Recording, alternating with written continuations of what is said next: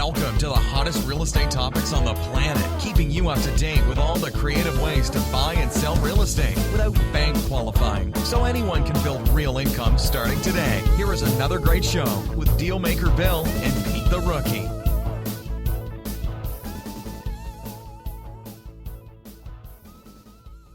All right, here we are in another episode of Flipping Houses for Rookies. Who's a rookie? Hey, Peter. Hey, Bill. Hey. Naomi. Morning, Hey. Naomi. How are you this morning? Doing good. Yeah. Episode number 104. 104. Yeah. Just rolls along. We rolled past your birthday this past week, Peter. Yeah. Was your birthday? Yeah. Yeah. Yeah, well, I started right after the show. Yeah. Sure. I started celebrating right after the show. Right. We saw your house in Clinton, Right. and you took me for a lobster roll Right. on the beach. Right. We were there, Nice. so let's keep going. 2 more miles. There we were. Yeah. Nice. And I rolled out all the way through yesterday. More beach, more party, more stuff. Yeah. Yeah. Plus, we had July 4th 4th of July. yesterday. So, Yeah. episode 104 on after July 4th. There you go. A little bit of a correlation there. But Excellent. yeah, we're doing good. Excellent. So, Peter, Yes, Bill. this show is dedicated to you. What I do now? It's called Selling Houses Fast. Oh, okay. Well, I think we can dedicate the other half to you, too. Yeah, well, I do need to sell some houses.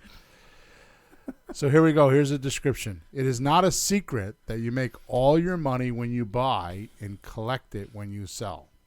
But what is the fastest way to sell and collect? On this podcast, learn how the selling process should be the easiest part of your business. And if you don't sell, what are the 14 main reasons why you don't sell quickly? Plus, what you can do about it to collect your big check faster and not stress about it. I'm all ears. Here, here. So, the first thing I'd like to talk about is just like buying houses, when you sell a house, there's 2 different ways you got to do it. And the way we distinguish what those 2 ways are is if they're ugly or if they're pretty. Mm-hmm. Right? Yeah. So it has everything to do with that. And I know we talk about it, but we don't really emphasize it enough. So why don't you guys tell me what your version of ugly and pretty are? So, it doesn't necessarily mean that ugly is an ugly house. Right. It can be actually an okay looking house, but it may have dated bathrooms. It may have a dated kitchen. Its roof is on its way out. It needs work. Right. Ugly house.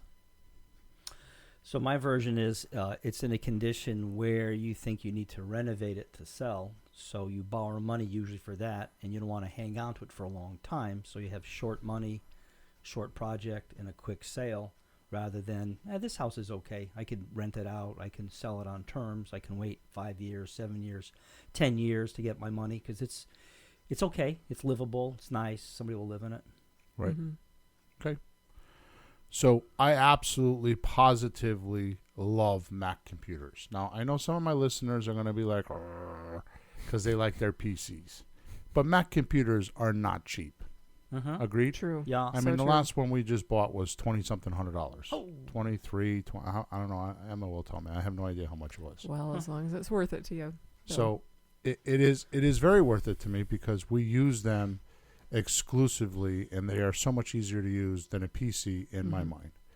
So the reason why I'm asking that, the reason why I'm bringing that up is because suppose you were in a store and you had to spend $2,000 for a computer, right? Now PC owners don't spend $2,000 usually, okay, or say $2,500. I think. The mic is coming out. Her And boyfriend spent $4,000. Watch. No, Here we go. no. There's a totally different differentiation between a Mac laptop and a PC laptop because you have to specify. You're talking about laptops, Okay. not desktops. Okay. Because PC desktops can be $10,000, $20,000, $30,000 if Okay. you put the right parts in them. Okay. When you're talking about laptops, the standard, I believe, the newest Mac laptop, I think, is $5,000. I'm Okay. not positive. I can look, but you can get a PC laptop for $500, or you Right. can get it for $2,000, or you can get it. They have a lot of scale. I don't know if Okay. it's important to what point you're trying to make, but Okay. So let's talk about a 15-inch MacBook Pro. I'll That's look it up. $2,300. Yeah, It's not even important what kind of computer. So the point that I'm trying to make is if you were to go to the store and they were on the shelf, right? Yeah. And say there was 5 of them on the shelf, okay? And one of them had a damaged package. Which one would you not take? For $2,300, which one would you not take? Oh. Same price? They're all the same price. Oh. They're $2,300 and there's I'm 5 not of taking them a on the shelf. dinged up anything for the same amount as a good one. Well, I would take the dinged up one and then negotiate a discount. There you go. Okay, so we just described the ugly house, pretty house business. How much, Em? Depending on how much storage you want, 24 to 28. Right. Mm-hmm. So if you're going to spend $2,400 to $2,800, which one are you going to take? The one that's working correctly. And The has one that doesn't have damage or doesn't have something visibly wrong with it, correct? Yeah. So what makes you think that when people are buying houses, it's not any different? Is the analogy good? Yeah. Or am I out I think am so. I out on the edge of the plank of this just- here ship? You're Yep. okay so far. Just keep talking. Just keep We're- talking? Just keep going. We're Okay. tracking. Keep building the picture. All right, good. So here's what I'm trying to bring up. So to me, I actually don't have, there's actually 3 types of houses in my head. And I didn't realize this until this morning when I was laying in bed thinking about what am I going to talk about on the podcast, because that's usually when the ideas come to me. And I realized that there's actually 3 different kinds of houses for me. There's not 2, there's 3. There's the ugly house, and the ugly house is like you remember that house we looked at on Parker Farms Road with the How dogs? could I forget? Yeah. That was the most, probably the ugliest one. I mean, it was so bad we were kind of gagging when we were in the house, right? It's like hard to breathe. It's like Yes. there's no way anybody's living in this house. I mean, it was Yes. vacant. They probably had 30 dogs. They looked like they had an elephant in there. I mean, with claws, because it just like chewed through walls, whatever it was, right? And it just stunk, right? It was It like not really- livable. Yeah. To I think me, that guy was living in there though, but yeah, to me there Somehow. was just not any way anybody could live in that. To me, that's an ugly house. Then a pretty house is literally that. You go in and you just sweep the floors barely, and you just sell the house. it's ready to go. Now, that doesn't mean that there are walls that doesn't need to be painted. To me, a pretty house could have some walls that are painted because you might have a kid's room that's purple, or maybe stars in the ceiling, or how the mothers do those things for the kids. Some things like that. Maybe the basement might need a shampooed rug. You know what I mean? It's definitely things that the homeowner could do easily. Right. Right? And to their satisfaction or their color choices too. Right. And then to Naomi's point, there's the deferred maintenance house, which is between an ugly and a pretty house. Mm-hmm. Right? It's livable, but it doesn't have. It has the disease in the industry right now. We have this horrible, horrible, nasty, ugly disease. I was watching TV yesterday with my children because they were here. Actually, my mother-in-law loves to watch these shows. And I realize why I don't watch them, because when I watch them, I want to go in the bathroom and I want to vomit. Honest to God, I do, because it's actually pretty gross. So she watches these flip and flop and Texas. They were watching yesterday, beach hunting houses, right? And they get all these very strange people that are looking for houses. And the first show that she watched was early in the morning. I was cooking breakfast, and I sat down and because we have a living room, kitchen together. And she had just had the TV on, and it was the most bizarre thing I ever saw. And then I talked to my mother-in-law, and it was even more bizarre. Her Perception of it. oh my God. Like, wow, it must be just so easy. Oh my God. So they had a $200,000 house. They were looking at multiple $200,000 houses. I mean, they were in Texas, so they were like 198, 203, like it was definitely 199. It was definitely $200,000 neighborhoods, right? And they're just typical Texas brick houses that are just like one level. You could tell they probably don't, some of them had basements, some of them didn't, right? Just a typical $200,000 house. About how big are they? 1,500 square feet, 3 bedrooms, 2 bathrooms type stuff, right? Okay. 1 car, 2 car garage, right? Just in a regular neighborhood. Well, the people that were purchasing the house had a $450,000 budget. So they're looking at $200,000 houses, and they're like, "Oh yeah, well we can." And they were spending $175,000 on one house to renovate it. Well, first of all, that's not a renovation, because a renovation is remove and replace, and a remodel is when they were taking down walls and all that kind of stuff, right? So I was floored, because what I said to my mother-in-law is, "That's pretty cool that they're doing that." I mean, okay, so I get that part, but I said to her, I said, "What happens when they go to sell the house and they owe $374 or $375 or whatever the number is, and it's only comps for $200? I mean, they're doing this to flip, not to live in? They're living in it. Okay, yeah. But then down the road. And that was her point. She says, "Oh, well, a lot of people come from California and they have a lot of money and they need to sell it because otherwise, they have tax consequences and they're going to live in it, and they don't worry about things like that." And that was her answer. Okay. Definitely not the investor mindset. Well, it's just not money savvy. No. It just doesn't make sense. My point is that I have decided to rant, which I've done for the last 5 minutes, about how these shows are killing our business because they put these weird ideas into our buyer's head. Mm-hmm. Right? And probably the worst thing that happens for us, meaning Peter and I, because we have 3 houses right now, or I have 3 houses for sale right now, is if the houses are not like on TV and pristine when they go to buy them, then they don't sell. And they're making for very difficult closings. Mm-hmm. At least that's how I feel they are. I know Emma gets mad at me and my other daughter gets mad at me, Jessie, but we have this thing in our society called a millennial, which is fine. Actually, I've come to terms with it because they have a lot of great ideas and they're very good at things. But one thing that they aren't, and I noticed this because both my son-in-laws are the same way, when it comes to doing things themselves, and they're doing better now, but they don't know how to do things. It wasn't like when we were kids. We had no choice. We had no money, and we had to like figure it out. Put a toilet in. You know what I mean? That's the difference. They have ideas. My kids had ideas growing up. Oh, when I get older, I'll just hire plumbers and I'll hire stuff. Next thing you know, they're in the driveway getting brakes off and on. And they don't. My kid didn't know, but he was getting at it there. Right. And I was the same way.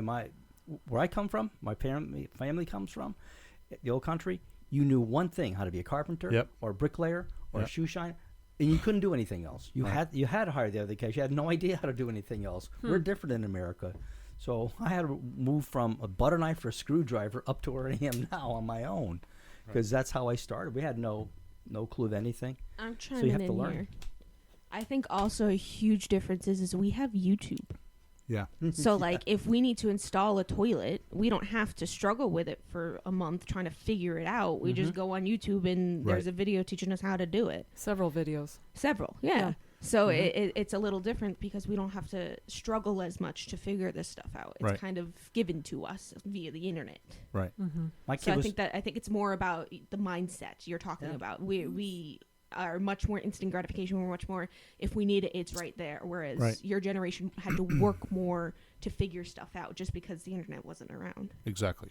Well, when push comes to shove, they will pick up the screwdriver and eventually figure it out. Yeah, it's not a bad thing. It's just it shows up in the house sale. That's all I'm saying is that with the TV, with Hollywood making it look like in 20 minutes you can do a $164,000 renovation. And you're entitled it to be really good, too. Right. Stuck my foot in that one, didn't I? Because of that, I've been doing this 15 years, and I've sold a lot of houses. It's only been the last couple of years that I have to, in a 800 or that house that we have, how big is that house in Bunn Street? What, 1,200 square feet, 1,100 square feet? 11 something. We had to put granite countertop in it. I never had to do that before. Used to just put countertops in there. What was the 3 things a realtor said when we got on the phone with her? Does it have hardwood floors? Stainless steel appliances? Granite countertops? Thank you. Check. She didn't care about anything else. Man, I was like, yes, sir. Check. Yeah. What if it was no? Well, goodbye. Okay, so just to clarify this, because I want to keep moving, because we could talk about this the whole show. the thing that I'm trying to say is that in my head, and I didn't realize it till today, there's three kinds of houses. There's an ugly house, there's a pretty house, and then there's deferred maintenance house. Right. And like the house I have in Clinton that I just bought, which we won't talk about this today, Ron LeGrand coined this word, which we're going to use some of his material today. The 14 reasons not to sell, I'm going to take right out of his book. So I want to make sure he gets credit because Ron LeGrand is the king. And I don't want to take anything away from him. So he calls it wholetailing, which is a wholesale retail deal. Like the house I just bought in Clinton, the kitchen's completely function. Right. I mean, somebody could paint the cabinets and and it would look awesome. They have glass doors in them, all that kind of stuff. But it just needs updating. Yeah. So what we do is we kind of mix the two things. We actually sell an ugly house on a lease option. Okay, and I'm going to go over why we do that today. Okay, so let's just move on. So we know the difference between an ugly house and a pretty house, right? So an ugly house means that we have to put money into it. That's my definition. So it has nothing to do with whether it's ugly or not, because really that's a subjective reality, right? Yeah, but aren't you really basing on the fact that you look at the house and you think, no one's going to buy it the way it is? That's what I was just going to say. So Right. my definition of an ugly house is what will this attract? I'm a marketing guy. Like Naomi and I had a couple deals where we were talking about, which I realized I was thinking about that the other day. We should talk about that. I'm a little picky about what I buy, which is not fair to her because I just don't buy everything. Okay, which I need to handle that. But my point is that we had a house. I don't know, where was it? West Haven, I think. And we were talking about unique selling proposition. Like, okay, so if we take this house on an option, right, well, what can we offer our seller that nobody else can offer? The seller or the buyer? The buyer. For the buyer. Yeah, so what makes our house different? Yeah, that somebody would go, oh, let's buy this one that's got what you come up with. Right. So that's where the rule comes in that if you're going to buy ugly houses and rehab them or renovate them, and sell them, they should be below market value and they should be exceptionally pretty. Okay, those are the houses that you should make look like A&E TV. Right.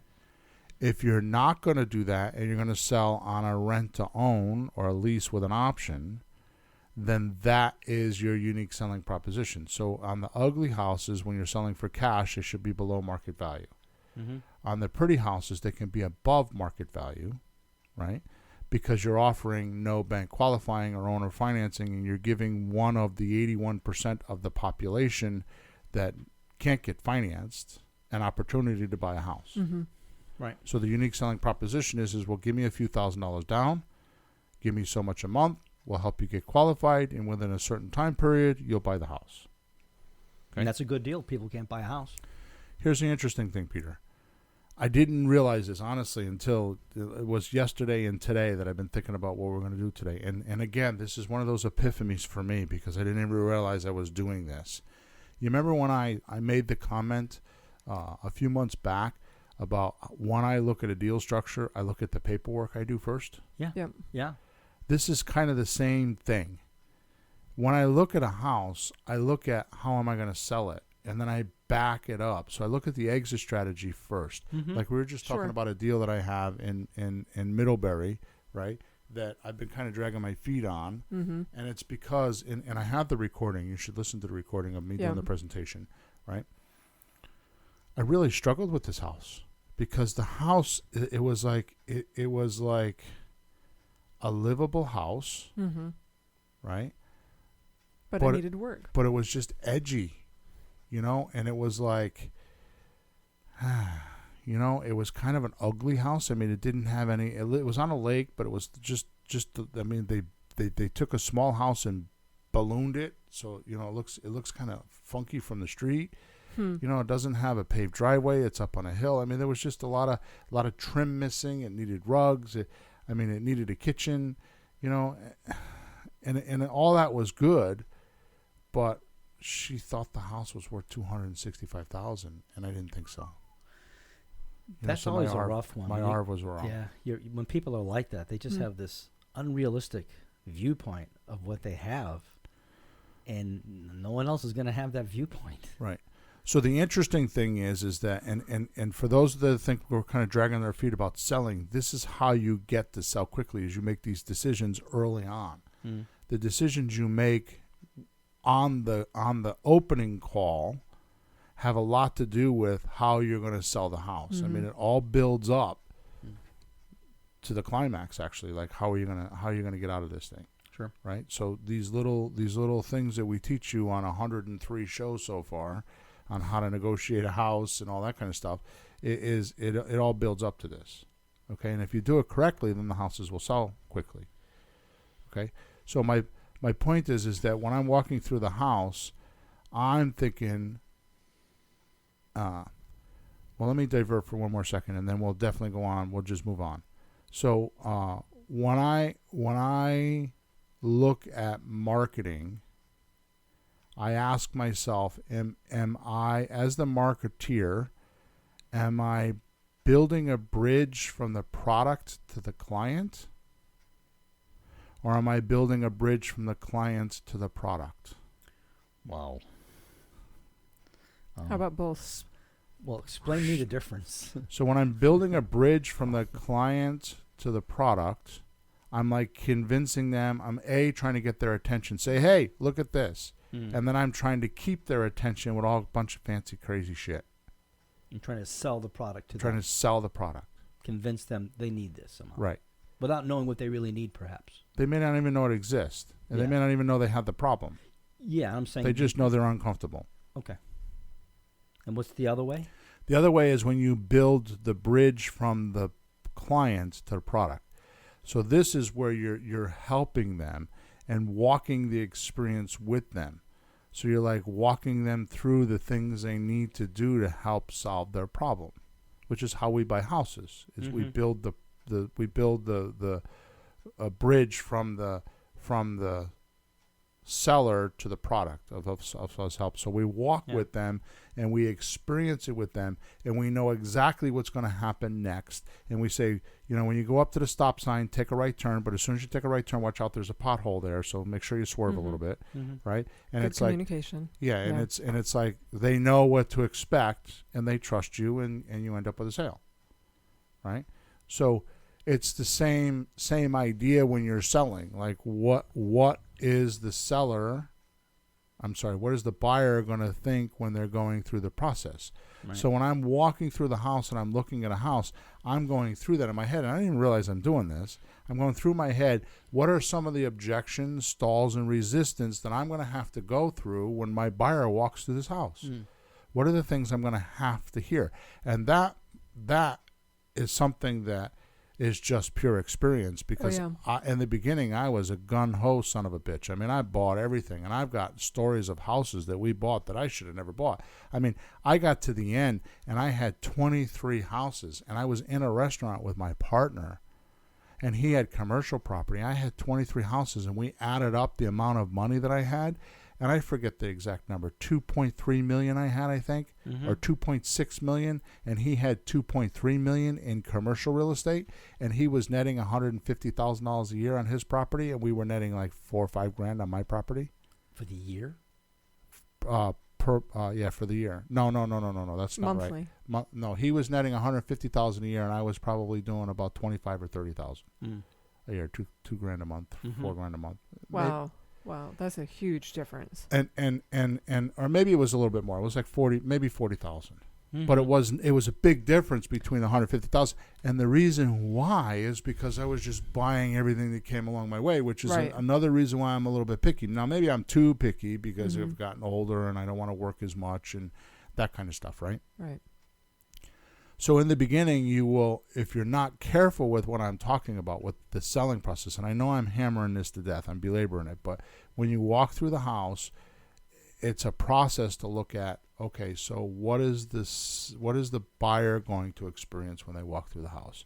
Who is your buyer? I mean, I try to pick an avatar. I mean, I've had houses where I'm like, I know a Spanish girl with 3 kids is going to walk through this house like a Pearl, North 35 North Pearl. That's what's going to buy that house. You know, it's going to be it's a Spanish neighborhood. It's a great neighborhood, Mm-hmm. but there's a park behind the house. She's going to let her kid go play in the park. You know, it's like I actually build that in my head, and then go look for that buyer. Right. So now you could do that on certain houses. Certain houses you can't do that. When you're in a pretty house, you can't really. And when you're in a pretty house and you're going to do a lease option, you're going to actually marry the person because you're going to stay with them for 2 years, 3 years, 5 years, whatever, right? But when you're selling an ugly house, you're going to probably sell it with a realtor or something along that line, and that's how you're going to do it. Right? So you pay less attention to who might buy that? Does it matter as much? I see you do this. I don't know how you do this yet because I look at things like how it's going to end up. Yeah. There's a point in art that when you make any kind of art or music, you have to keep the listener and the audience in mind, like how they're going to like hearing this. So I'm used to thinking from the other perspective. So I look at the house and go, well, if it was me or someone else, I think that should look nice. That should be done.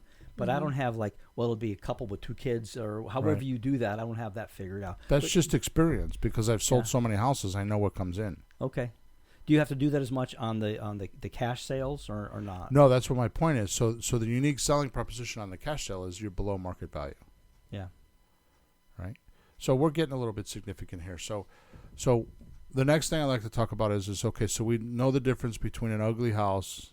We're going to sell an ugly house probably with a realtor and on the MLS because we're going to only have the last thing I want to say about this is because we're only going to have 12 months to pay for the money. Okay, so that's where I was kind of going down this rabbit hole.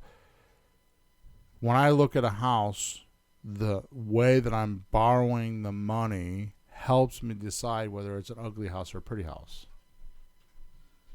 Right? So like this house in Clinton, it's even though it's not a pretty house, my unique selling proposition is I can get somebody to give me a deposit and then fix the house up themselves. Because it's not that bad. Yep. Right? Yeah, I like the house. It was an older person who died, so it's beat up and old and nasty, but I just like the whole structure of the house and has lots of rooms and has that like a bit of a grandeur to it. And used to there's a swimming pool and you can see this used to be nice. Right. So somebody can bring it back to life. Right. And enjoy a really nice house with a family. But nothing in that house needs like a wicked professional. I mean, a handyman, a guy that works at home could paint it, could clean it, could fix it up. It doesn't need like, I mean, other than appliances, it doesn't need anything huge. You know, it doesn't, I mean, can they take a kitchen out and put a new kitchen? Absolutely. But it's livable. Yeah, they don't need spackle. Right. That's where I draw the line. Spackle. Right. You know you're working them when there's spackle involved. Okay, so we covered the whole first half of the show on ugly house, pretty houses because I may think that makes a difference. So let's move on. Yeah. So having a pretty, so I want to make sure I say this right. So pretty houses, we don't put money into them. We don't get the deed in our name. And we sell them on our rent-to-own sale. Yep. Does that make sense? Yep. Yes, sir. You want to elaborate on that? No? I think you did great. Okay, good. We're an ugly house. We're going to borrow private money or hard money. We borrow private money, but a lot of people borrow. And you're going to try to do it within a 12-month period. You're going to buy the house. You're going to fix it. You're going to put it back on the market, and you're going to sell it. Right. Okay, so let's... Go ahead. And that's why I was saying like a deferred maintenance house can, in a sense, fall into that ugly house category. Absolutely. But what you were saying, which I agree with also, is it could also fall into like that wholetailing category as well as the third type of property. So now let's go over how we sell pretty houses. Okay, so I have a little system, and I'm just going to rattle it off. You rattle ready? Away? So unless you want to do it. You think you can do it? No. I mean, you market it via the internet, via signs, and between those two, you should get so much traffic. Now, you have an automated system that's very effective because you will get so much traffic. I mean, typically, whereas hundreds and hundreds, I mean, you just won't have the time in the day. Right. And so it's an automated filtration system. Right. that gives them the automated pre-recorded messages. Right. And everything is just automated down to, who goes into the house, if they're interested, their application of the home. So that at the end of the day, you've got, oh, look, I've got, 4 applications. Right. Versus you calling them up and... Yeah, so they chase me instead of me chasing them. Exactly. All right, so it starts off like this. We do 12 to 15 signs in the neighborhood, say, house for sale, no bank qualifying, call the phone number. They call the phone number, an 800 recorded number, which I use, freedomvoice.com. Okay, so they call the free recorded message. The message pretty much says, I have a 3-bedroom, 2-bathroom house located at 123 Main Street, and from obvious points, like, because most road systems you can like pick like obvious points to give directions. So if you're on, Curtis Street, go down Curtis Street, take a right at the church, take a left here, take a right there, and you can give them easy directions. If you're coming from the other direction, do this. But nowadays, that's not that important. Everybody because people has have GPS. I mean, I think it's funny that... So I still give some directions just because they know they have an idea where it is. So I'll give directions, and I'll tell them that they can go look at the house 24 hours a day, 7 days a week. Okay? They get to the house, and they get to the front door, and on the front door there's a sign that says, if you're this close, then dial this phone number, and I'll give you the lockbox code. Right? So the house is vacant, and I know I've had people with reservations, but I've never had a problem, believe it or not, in 15 years. So they give them the lockbox code. So what happens is when they're calling, we capture their caller ID. So we know who's entered in the house. So if there was a problem, we just print the list and the cops go check it out, and there you go. Okay. So once they go in the house, there's a 3x2 or whatever, 3x3 whiteboard on an easel that says 3 things. Number 1, it says, if you walk around the house, make sure this is the house you want to buy. Number 2, make sure you bring whoever's going to be part of the sale with you or the decision process with you and make sure they like the house. Number 3, go to the kitchen counter and get the application pack or the flyer pack, as we nicknamed it. And in that flyer pack is the description of the house, a picture and description of the house, much like an MLS sheet. We have frequently asked questions there. If we have other houses for sale, we give directions to the other houses. Yeah. Okay. So sometimes we'll have 3 or 4 houses for sale, so we'll give them a sheet all on one page. It has a picture of the house on the left side and directions from that house on the right side, so they can leave that house and go look at other houses. And then we have the next step, which is a whole page talking about their deposit, how they can use it, which is my most favorite document I think I've ever used, because it talks about using trade-ins like cars and jewelry and boats and motorcycles and all kinds of stuff, which is really cool. Opens up their mind to the creativity. Yeah, it teaches them. It shows them that they can use their 401ks or their IRAs, IRS refunds. IRS refunds. Yeah, all kinds of. I mean, it's all on one page. It's very easy to read, but it opens them, like Naomi said, it opens their mind. Opens their mind. Yeah. Right. And then the last thing is an application. Okay. So here are the statistics. My statistics, they're personal to me because I've done it a lot of times. If you don't get a minimum of 100 phone calls to the house, the likelihood of you not selling is going to be pretty high. This is the reason why for sale by owners, 88% of for sale by owners go to a realtor, because they don't generate enough money, phone calls to get the money. Well, and the type of phone calls they're generating also are not the right phone calls. Right. Because out of the 19% of the market that is qualified, right, probably 95% of them, if not more, are working with realtors. Right. Because it doesn't cost them anything as a buyer to have a realtor work and search and everything. Right. And so what you're left with is that other 85% of the market, or 81% of the market. Right. And they really aren't going to be looking for a house because in their mind, they're not qualified. Right. So you're going to get investors and real estate agents. Right.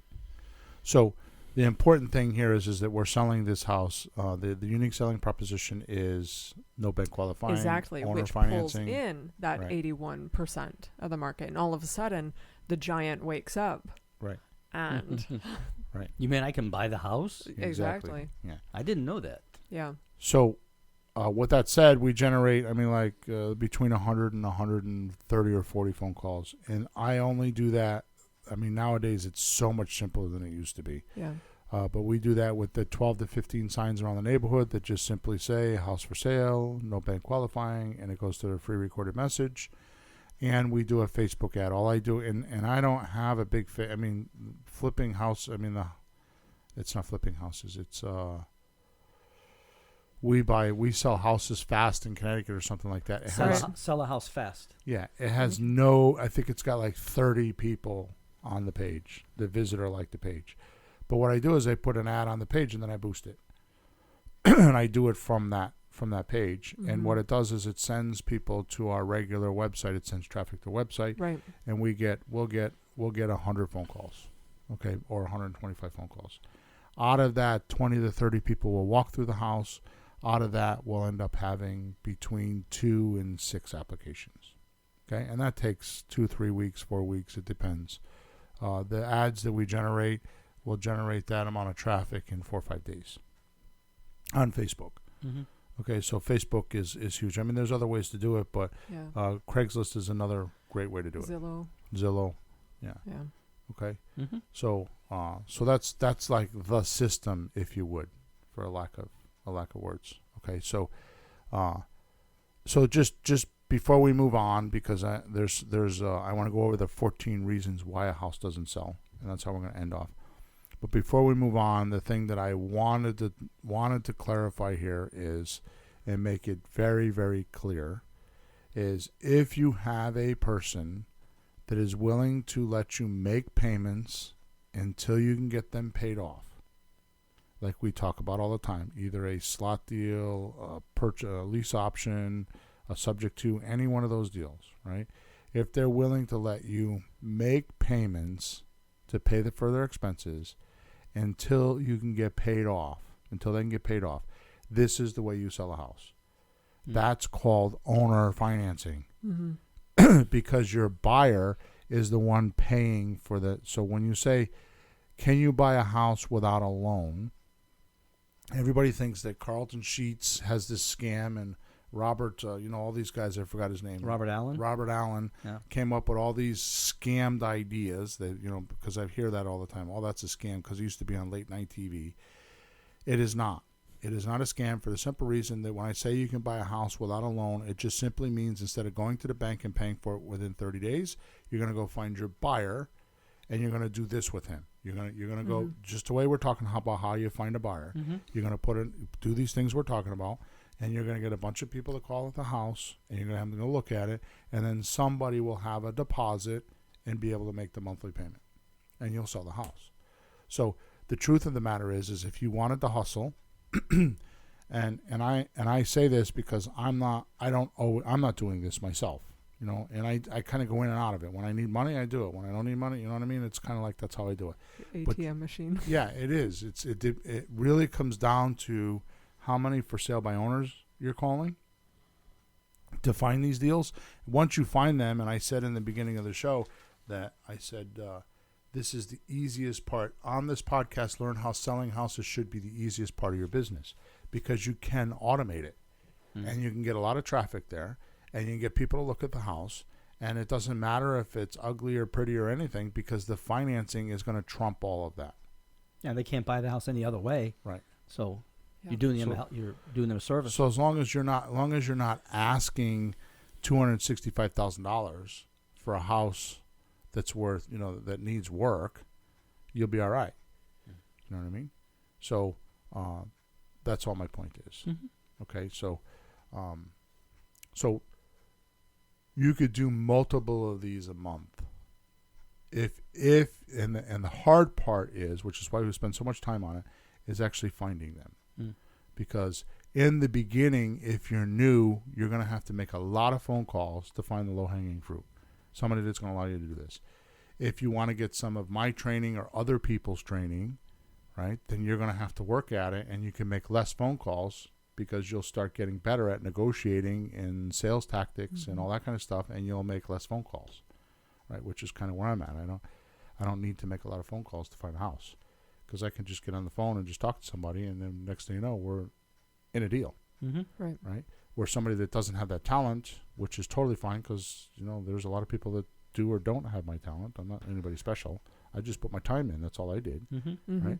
Until you can get your time in and learn it, you just got to make a lot of phone calls, which is the hardest part. Right. So finding the deals and getting them is the hardest part. Selling them is the easiest part because once you have them, there's a big, what you call a big giant. That you wake up the giant, Yeah. that 81%. There's a big pool of people that will want to pay as they go. Right? So is that clear? Yes. I feel like this is why we don't talk about selling houses a lot because it's too simple. Right? Well, you can't sell it unless you buy them, so everyone talks more about buying. But you made a good point, I think it was last week, that somebody might be worried about selling the house, so they may hold back buying the house. So you want to know your end. Right. So you can do the and beginning. It's the selling, the for sale by owner, trying to sell the house, that is the trigger that allows you to help them. So it all goes full circle. Right. So let's go back to the 14 ways. So Ron LeGrand wrote a book, How to Be a Quick Turn Real Estate Entrepreneur in Any Economy. And it's, I don't know, this has been around for a few years, right, Peter? Copyright 2015. Okay, so in there he talks about, in chapter 11, he talks about selling houses fast, and there's 14 reasons why you don't sell a house. Okay, so I'm just going to read them off right out of his book because I don't need to reinvent this. I mean, he's bought and sold, last time I know, over 3,000 houses, so he has something to say about this, right? So, and I don't want him to think I'm stealing his materials. I mean, he was one of my 3 mentors. Right. He was not the closest mentor that I had. I started with him, and he gave me the concepts. Right. Richard Roop and Dan Duran at the time were together, and I got involved with their coaching way back in the day, 10 years ago, and they were the ones that actually got me to start buying houses. But Ron has some great ideas. Okay.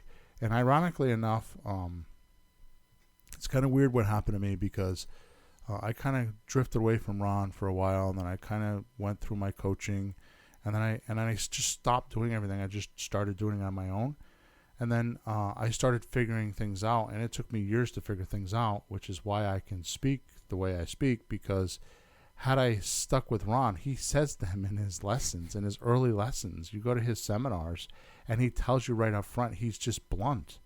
He's a grouchy old guy he's a fantastic guy, but he's a grouchy old guy because everybody's poking at him because he's in seminars and around the world and, does whatever he does. And the point that I'm making is that things that I learned on my own, I go back and it looks like I learned them from him, but he didn't talk about that stuff back then. The stuff that we talk about, that he now talks about, we didn't talk about then. So I kind of like grew up with him, I think, because I learned them, and then I go back and I'm telling you guys some of this stuff, and it's the same thing he now talks about in his new seminars. Right. It's stuff that, so it's kind of like I feel like I kind of grew with him, but well, it's an industry. But I'm not saying that. I mean, he definitely is way ahead of me. That's for sure. I'm not saying that I'm equal around the ground. But go ahead. Well, I'm just saying it's a community. Right. It's an industry that's a community. So knowledge, like doctors, data moves forward. They share, comes around, and sometimes you don't know who came up with what, but they're all moving forward, learning. Truth is truth, no matter. It's just what happens. The trick is how to present it so people can get it. 14 main reasons why houses don't sell. Number 1, not ready to sell. Number 2, poor area. Number 3, overpriced. Number 4, salesperson's personality problems. That's a Ron LeGrand statement. Number 5, inflexibility of seller. Number 6, salesperson's lack of knowledge about available financing programs. Number 7, salesperson's lack of knowledge about attracting and pre-screening leads. Number 8, no follow-up system in place. 35% of my houses are bought from follow-up when I buy them. Number 9, functional obsolescence. Yeah. Is that like you're dysfunctional? Yeah. That's like, yeah. Number 10, house very small. excuse me, number 11, salesperson losing control of the loan process. Number 12, house too far from city. Number 13, house and price range too high from most buyers. And number 14, only one bath, which the one bath doesn't bother me, but all right, so let's buzz through a few of these, okay? Mm-hmm. So now, do these apply? Some of these seem to apply to sales with realtors, and some seem to apply more to terms deal. Is there a differentiation in that? No, that's why I spent the first half hour of the show talking about that, because I wanted to make sure that when we got to this, we answer those questions. Yeah, right. Good. That's why we spent so much time in the beginning of the show, and we might have bored some people, but it's very important, because when you get to these, I'm going to tell you my personal belief, number one on the list. The only reason why the only two reasons why somebody sells a house, are selling a house, is A, they need money, or B, it's a problem and they want it out of their life. Now, that's happened to me both times when I'm selling. Like 35 North Pearl Street right now is a problem for me. You know, I'm at my year loan and I need to get the loan paid off. It's a problem for me. So I need to sell it. Okay? And so there you go. You know, I mean, I need to pay some taxes on it, and it's been sitting there. It just needs to be sold. Right? I get caught with them too, right? Yeah. Or you just need the money. So I was taught very, I want to say infatuately. Is that a word? Emphatically? Emphatically. Yeah, there you go. Emphatically, that if you don't sell a house, the price is too high. It's always price. Right? Even dysfunctional houses can sell. Have a price. Yeah. Well, if it's cheap enough, somebody will buy it. Oh, right? Yeah, absolutely. I like the other Are you points too, losing though. money? I mean, I like the idea of like not limiting it down to the guy who like, oh, I'll take it at that price, and have it be like something that somebody will buy at a reasonable price. So what else we got? So Ron says that if it's not ready to sell, he says that the front appearance is not good, so they don't want to see the inside. Roof doesn't need to be it needs to be replaced. Exterior paints.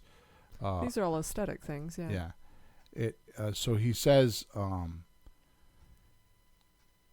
He says that you should have at least two colors. My theory is three colors. You shouldn't have more than three colors, but definitely two colors. You should have like a white house with black shutters or something like that. As opposed to a house, the entire thing is painted the same color, the trim and everything. Yeah, they just spray. Right.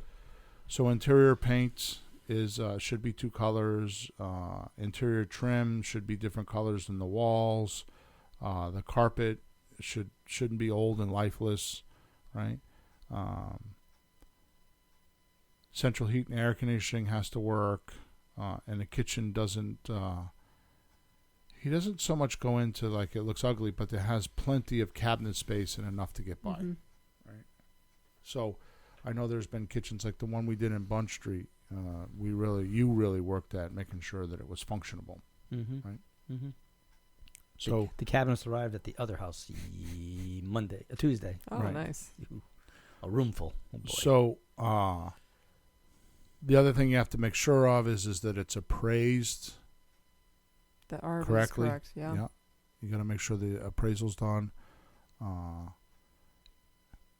me see here. Obviously, you got to have a good reputation. You know, we always go safe point the neighborhood with neighbors. We always go talk to the neighbors and let them know who we are and what we're doing. Like my house in Plainville right now, the guy next door is cutting the grass for me. You know, and he texts me, tells me to cut the grass, and I go up to the house and I leave the money put the money in an envelope in cash, and I leave it in his mailbox, and he calls me again, so I don't have to worry about great. it. Right? Okay, so does that make sense? Not ready to sell. That's kind of an obvious one, right? Sure. Poor area, right? Poor area is a war zone. Yeah. Right? Or low income areas. Mm. You know, it's kind of like what I'm running into a little bit with Meriden. It's a lower income. Yeah, but you always make the point that you look around the neighborhood and you see that somebody bought it because there's people living there. Right. I'm not sure if that means renters, not owners, but if there's people living there, it's better than like all boarded up. Right. True. Right. Well, the neighborhood, which by the way, I went through this with my wife one time. We were driving through looking at a house, and she said, this is a bad neighborhood. And I stopped the car like right in the middle of, there was no traffic, right in the middle of the road. I just stopped the car. And I said to her, what makes you say that? She goes, well, it's low income, and there's maybe drugs and, schools and blah, blah, blah, blah. And she just rattled on all this stuff. And I said to her, I said, okay. She goes, no, I know you better than that. I'm like, it's not just okay. Yeah, you're my wrong. Okay, what? You're my wrong public. You're not the person I'm going to try to sell this house to, because she doesn't live in a house like that. I said, what I want you to do is I want you to use your observation skills, and I want you to look around, and I want you to tell me how many boarded up houses there are here. She looks around and she goes, there's none. Exactly. So that means every house that we're looking at, and we see a lot of them right now, somebody's living in them. Yeah.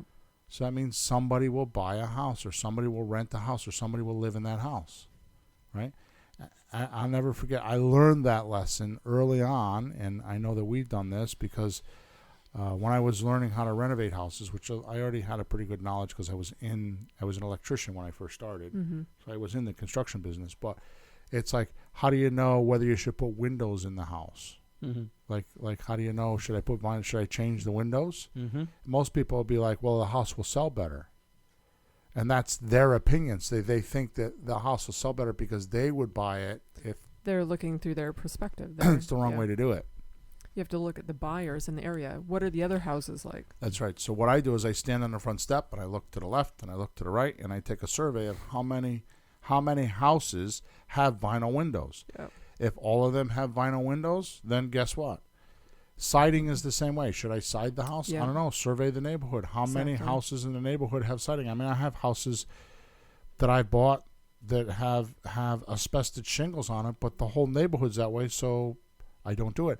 Or that's an advantage, like we were talking about before. You could side it because it'd be the only one in the neighborhood that's sided, and that could be your unique selling proposition. It could be the prettiest house in the neighborhood just by siding it. Right? But let me tell you something. Siding's $10,000, $15,000, $20,000 on most houses. That takes a chunk of dough. Oh, yeah. Right? And that's right from the street. So, you got to be careful when you have to take your opinion out of things, and that's very hard for a lot of people to do because you have to just observe for what it is. You know what I mean? Like I'm looking at Peter right now, and the way he's looking at me, I can only see he has 2 eyes, 1 nose, and 1 ear. I can't assume that he has 2 ears because I can't see the other ear. I don't. It's just observation skills. I mean, it's a weird drill, but it's just observation skills. So I'm gonna use the data that he's got 2 eyes, 1 nose, a mouth, and 1 ear. I'm not going to assume he has 2 ears. So when you're doing this, you have to do that. You have to or if I think he has another ear, I need to walk around the other side of his head and make sure there's another ear. But don't actually assume. But don't assume. Make sure you actually observe it yourself. You never say, well, I wouldn't, because you're not buying it. Right. You're selling it. Right. Okay. So does that make sense? So poor area is another obvious one, right? Overpriced, which is the one we just spoke about. Overpriced is a big problem, right? Because I go through this with every single house I sell. This is a problem that I have with every single house I sell. It's like we just went through this in the house that we're selling in Yours, Plainville or mine? Plainville. Sorry, thank you. Plainville. So it's like she comped it, and she's like, I always ask the realtor, what do you think we should do? She's like, I think we should list it for $316. And I'm like, okay. And I'm like, well, just give me some good comps, and we'll talk about it tomorrow, right? And I came back to her, and I'm like, no, I don't want to do that. She goes, okay. I'm like, I want to do $299 because I think $316 is a stretch. Here's what I have found is when you first come out of the chute, in other words, when you first put it on the market, I want to catch as much attention as I can. Yeah. So $316 is a stretch. Yeah. Not to say that it couldn't happen, but the interesting thing is when I comp the house, I comped it for $280. And she doesn't know that, so I'm $20,000 above my ARV anyways, my after renovated value anyway. So it's like, and sure enough, we sold the house in 2 days. The deal didn't go through, but we sold the house in 2 days because I think it was priced correctly. Right. It's the only house I think in that town, but definitely in a neighborhood that's got 2,600 square feet. Sure. It is definitely the biggest house in the area, And it's only because they put a big, huge addition on the back that had a bunch of... yeah, it's a big addition. Yeah, the big master bedroom, suite. the master bedroom. Yeah. Yeah. Okay, so overpriced is a big one. Yeah. Okay. Now, I know that we're going to talk about this after the show. I know that we have the other two houses. I have a couple bright ideas on what we're going to do. Okay. But price, you get to a point like my house on North Pearl, it's not overpriced. I mean, I put it out for they told me it was $160. I'm down to $139.9. It's not price. It's just something else. It's stale on the MLS. That's what it is. So you can take it down completely.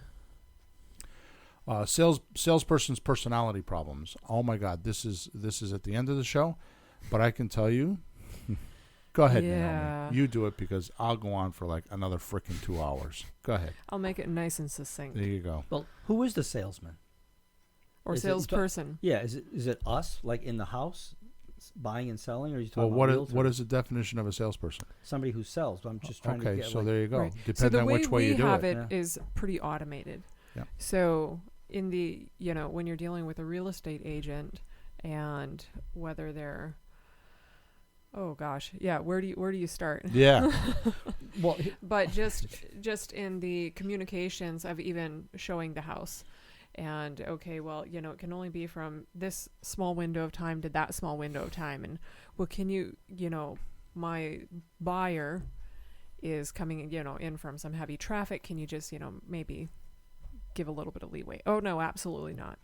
Or it could go on and on. All right, so here's what I want to do. We talked about a show or two ago where you made a comment because you have a management business. Right. So why don't you just give the name of your business? So it's Freeman and Company. Freeman and Company. So they could look you up online, right? Yeah. So if you're in the New Haven County area and you want to have you manage the property, then you can do that, right? Correct. So say it again, it's Freeman? Freeman and Company. Okay, good. Yeah. And you have a phone number? I do. What is it? You don't know? It's I knew we were going to do that. Hesitant. Okay, so Freeman and Company, just Google it. It's on the website, yeah. Yeah. So my point is this, that you made a comment about the girl that you just hired about renting an apartment. What did you teach her? What was the number one thing about talking? Right. So there's you cannot say anything about the neighborhood. Is that what you're talking about? And it's a bizarre thing because you would think you'd be able to talk to the buyers and you really talk up the neighborhood, and this is a great neighborhood, and da-da-da, and we've got a school over here. And so all of that, the saying is show up, shut up, and wear beige. Right. Like you just sort of disappear. If they ask you, well, how is the neighborhood or whatever, you cannot say. They could sue you for it. Right. So that's a little bit to the extreme, but it makes the point that I want to make. When you say a bad salesperson, here's what I think. A bad salesperson gives their opinion in the close. Like, I think the school is good. I think this is the right color. Now, obviously, that has something to do with their passion, but everybody has different opinions. So I'm not telling you to lie or fake it or anything, but just restrain from giving your opinion.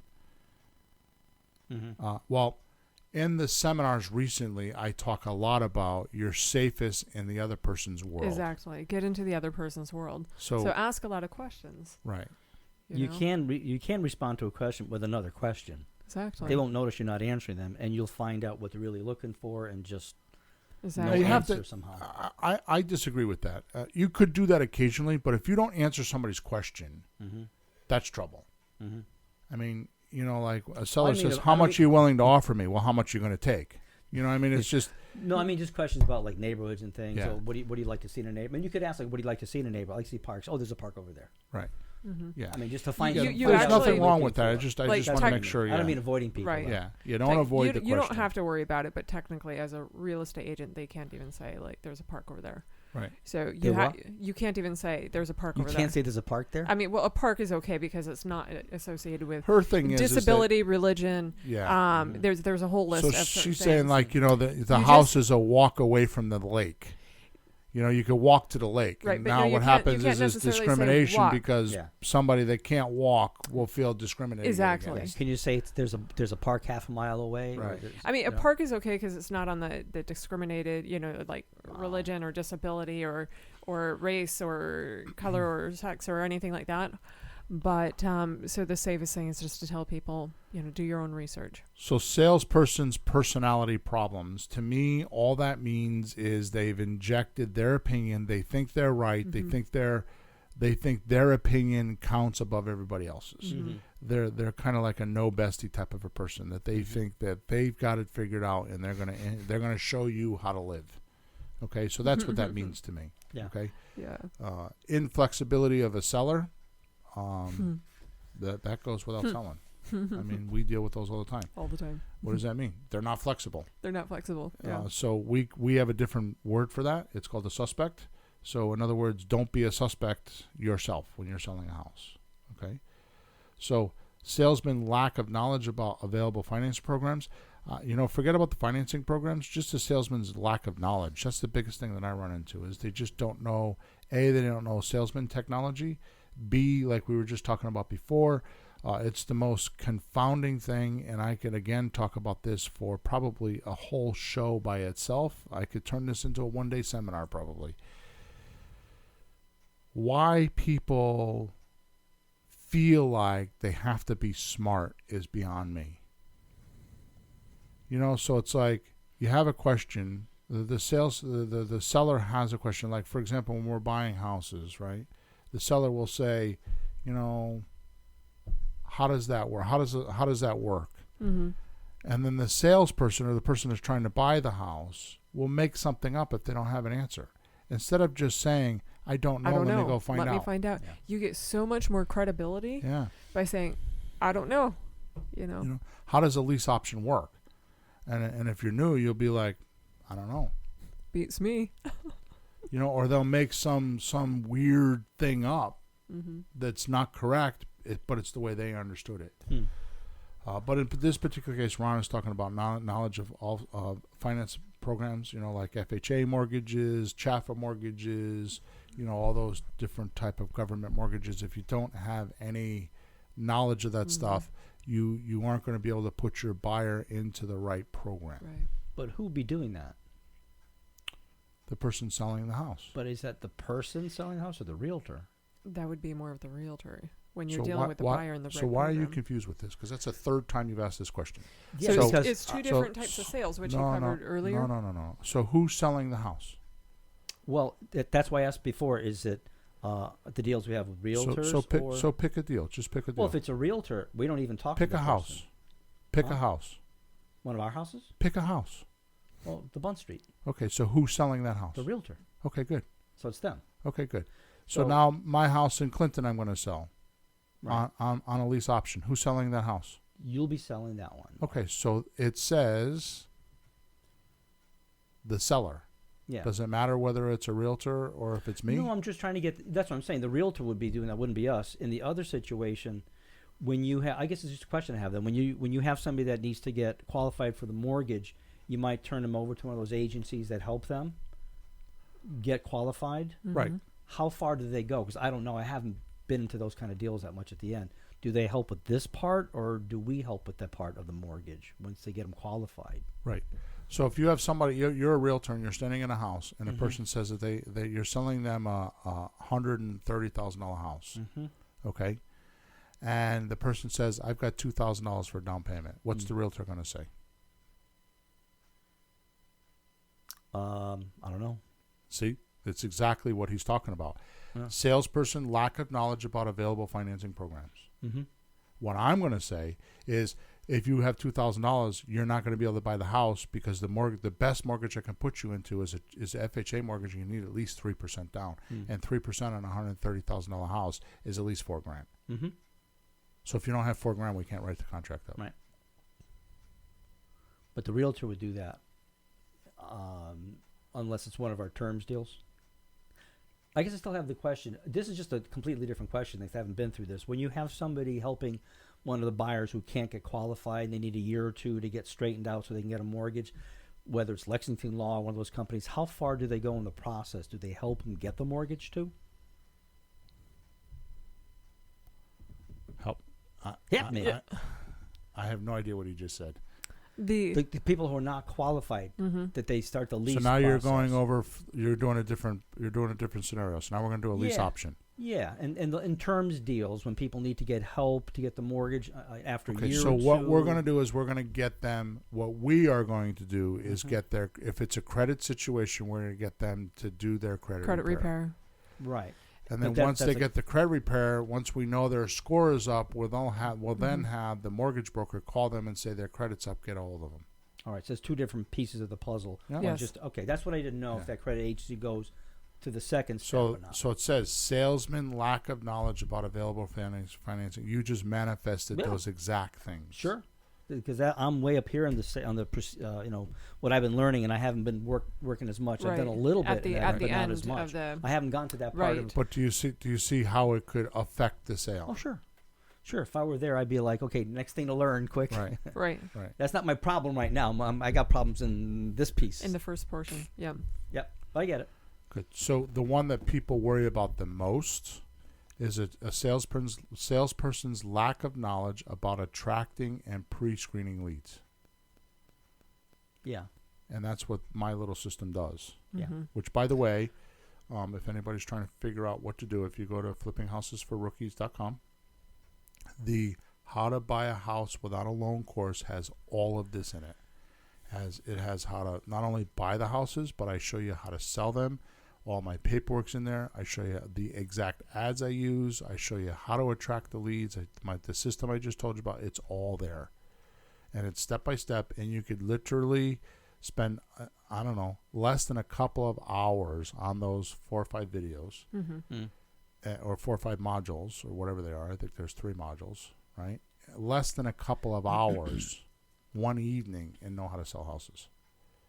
I give you the ads, I give you screenshots, I do the whole 9 yards. Next, no follow-up system in place. That's kind of goes without saying. Yeah. What's a follow-up system? Following up with the sellers it's talking about, correct? So you can put them on an automated campaign or something. Right. So let's go back to Peter's example. He's in the house. They say they got $2,000. Yeah. Right? And that's all they can come up with. We put them in the follow-up system. What are we following up on? Their circumstances may have changed. So when can they get their $4,000 or $5,000 that we need for down payment? So they say, well, my income tax check is coming next month. So you put them in the follow-up system. So you call them next month and say, did you get your $4,000? Exactly. Now, are we going to sell them that same house? Maybe, maybe not. Right. But we're going to follow up with them to find out when did they get their $4,000. That's right. Right. So that's just a common follow-up example. Right. Sort of a no-brainer, but nevertheless. Well, you got to talk about it, yeah. You have to talk about it. So functional obsolescence, which is pretty much dysfunctional. Like having a bathroom in between 2 bedrooms. Right. And so a guest would have to walk through a bedroom to get to the bathroom. Right. Or vice versa. You have to walk through the bathroom to get to a bedroom. Right. Just weird stuff like that. Right. Or things like one house I looked at, it had the kitchen in the basement. Right. You know what I mean? Every Italian home has a kitchen in the basement. Yeah, exactly. Because you don't want to use the kitchen upstairs. You're going to mess it up. It was the only kitchen. Oh, that's not right. You're supposed to have one upstairs that you don't use. Now, does it say anything else in there? Because obsolescence means old. That includes like dated. He said there's this one is a house problem, not a people problem. You usually can't fix it, so you shouldn't buy it if it's present. And he gives examples like extremely small rooms, bath off the kitchen, walk through a bedroom to get to the other bath, low ceilings, under 7 feet, that kind of stuff. Well, some of those things used to function in the old days. Am I saying the word wrong? Yeah. No, obsolescence, no. Right. That just means old. So it's obsolete. Yeah. So there's some of those examples are like, we've seen houses, these rooms are small. In the old days, people didn't care. They're happy to have anything. Now, it's not open space. They're fussier. Yeah. Low ceilings. They didn't care. They had a house. They're out. They're not inside. They're not freezing outside. You have to realize that what we deal with in society is much different than what we used to. Used to be a house was a way to get you out of the elements. So 75, 100 years ago, that was a problem, being sheltered from the elements. Nowadays, we don't even think about the elements. It's not only do we want to be sheltered about it, but between our houses and our cars and our work, but we don't think about the only problem with the elements is driving. Mm-hmm. Other than that, when do you think about the elements? When do you think about is it snowing or raining or hot or cold? It's more like, how do I dress today? Mm-hmm. It's not like, how do I survive? Yeah. Where 75 or 100 years ago was much different. Yeah. Even cars used to be to get around. Right. Now Yeah, they you gotta have look at Wi-Fi, these- run my Spotify through my Bluetooth, and play games while I'm driving. Absolutely. So It's like a living room. we're going to wrap up here. So, salesperson losing control of the loan process, that is pretty common. It just simply means that they went in something you said, which we don't have time to cover. You've said it 3 times today, where it's like you gave the connotation that you're going to turn it over to somebody and they're going to run it for you. Like you're going to turn it over to the finance, the credit repair guy, and what are they going to do? And you never do that. If you do, then you lose a close. And even though you have somebody in the house renting the house and all that kind of stuff, you still got to close. You can't forget about it. So there's only one person that's ever going to run your sale, and that's you. So you just need to make sure you do that. House too far from the city is obvious. There you go. And then a house in price range is too high for most buyers. So those are kind of common sense. So thank you, Ron LeGrand, for the 14 ways that we don't buy houses. And go buy his book. It's called How to Be a Quick Turn Real Estate Entrepreneur in Any Economy. You can find it on Amazon. I think they're $15. It's a good book. Okay? Yeah. So M's nudging me over here. I can't see the clock, but I think we're way over. Yes. 1:10. Yeah, we're way over. So I hope this podcast helped. Please go to Flipping Houses for Rookies and give us a review. I actually have, by next week when we do this podcast, I'm actually going to be giving away vacations, 3-day vacations for reviews. That's what I'm going to do. What? Yes. We'll talk about that at lunch. I have a crazy idea, but I want to get reviews. Good or bad reviews, I'm going to start giving away vacations, 3-day vacations for reviews. Bill, I think you should have me test your vacation first. Yes. Make sure it's okay. All right. Pete and I will be on there like, no problem. let's see, what name We'll can just we make just up? go on Eric. vacation, make sure it's like what they say it is. That's No right. problem. To make sure the product is good for our Okay. listeners. So we're over and out. See you Over next and week. out. FlippingHousesForRookies.com. Go there, check it out. We can either help you, answer support tickets. Anything I'm talking about is on that website. 3-day vacation. Pretty soon. Nice.